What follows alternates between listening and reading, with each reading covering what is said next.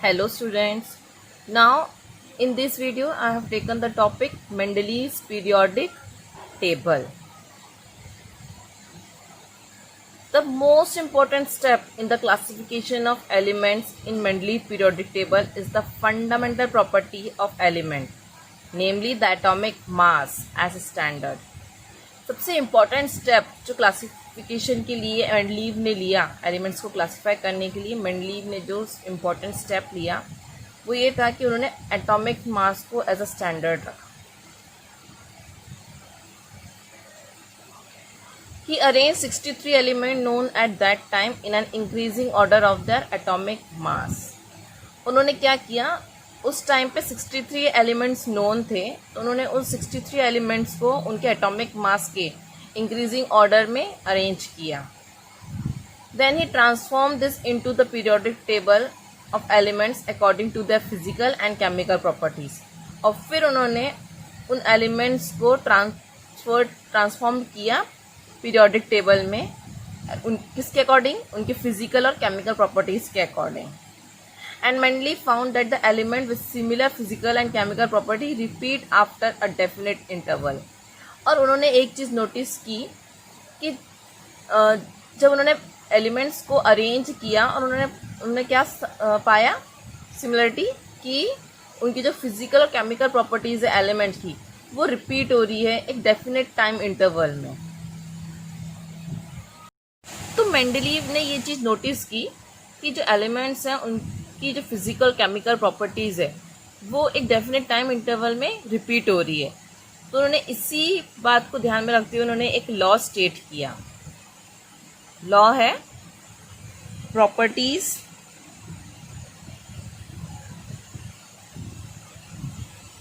Of elements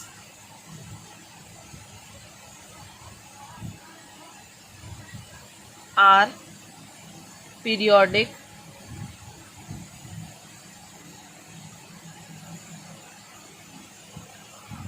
function of their atomic masses. Mendeleev ने ये law state किया कि properties of elements are periodic function of their atomic masses. This is Mendeleev periodic table.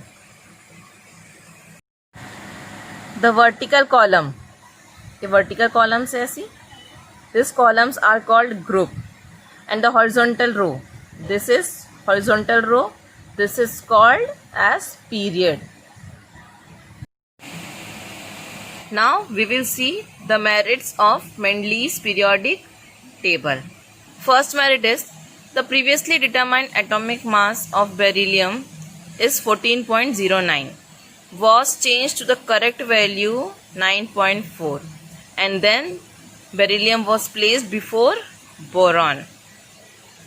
क्या हुआ कि Mendeleev जब arrange कर रहे थे पीरियोडिक टेबल में एलिमेंट्स को अरेंज कर रहे थे तो उन्होंने फिर से इन एलिमेंट्स की प्रॉपर्टीज़ को रिवाइज किया और उन्होंने क्या देखा कि जो बेरिलियम की जो पहले एटॉमिक मास आ रहा था वो था 14.09, और जब मेंडलीव ने इसे फिर से रिवाइज किया तो आया 9.4, जो कि बेरिलियम की करेक्ट वैल्यू थी.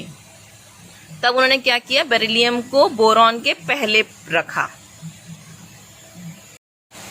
Now second merit, he had kept some vacant places in the periodic table for elements that are yet to be discovered. Mendeleev ने क्या किया, उस टाइम पे से 63 एलिमेंट्स पता थे, लेकिन उन्होंने फिर भी कुछ स्पेसेस हैं जो वेकेंट रखी थी, खाली बॉक्सेस रखे थे कि बाद में अगर कोई एलिमेंट डिस्कवर्ड हुआ तो हम उनको वहाँ पे फिट कर सकते हैं. तो मेंडलीव ने उस टाइम पे 3 एलिमेंट्स प्रिडिक्ट किए थे, उनकी प्रॉपर्टीज प्रिडिक्ट की थी, और बाद में जब वो एलिमेंट डिस्कवर्ड हुए तो उनकी प्रॉपर्टीज वही आई जो मेंडलीव ने बताई थी, प्रेडिक्ट करी थी.